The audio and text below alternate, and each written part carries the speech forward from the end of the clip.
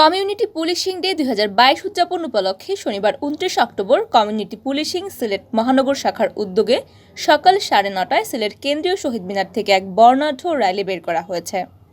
র্যালিটি নগরীর বিভিন্ন সড়ক প্রদক্ষিণ করে রিকাবি বাজারস্থ কবি নজরুল অডিটোরিয়ামে এক আলোচনা সভায় মিলিত হয়। এতে প্রধান অতিথি হিসেবে উপস্থিত ছিলেন সিলেট মেট্রোপলিটন পুলিশের কমিশনার মোহাম্মদ নিসারুল আরিফ। অনুষ্ঠানে পুলিশের কর্মকর্তা সহ রাজনৈতিক দলের নেতৃবৃন্দ উপস্থিত ছিলেন।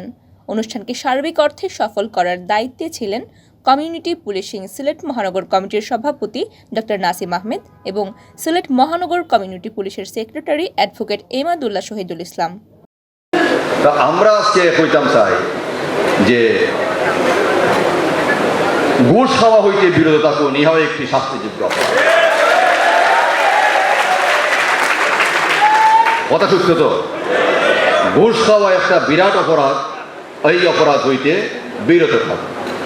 চুরি করা একটা অপরাধ, চুরি করা হইতে বিরত থাকুন।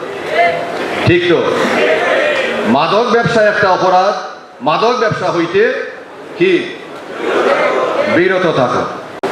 এই সমস্ত জিনিসটাকে যদি আমরা বিরত থাকতাম পারি, তাহলে আমাদের এই দেশ একদিন সোনার দেশে পরিণত হবে।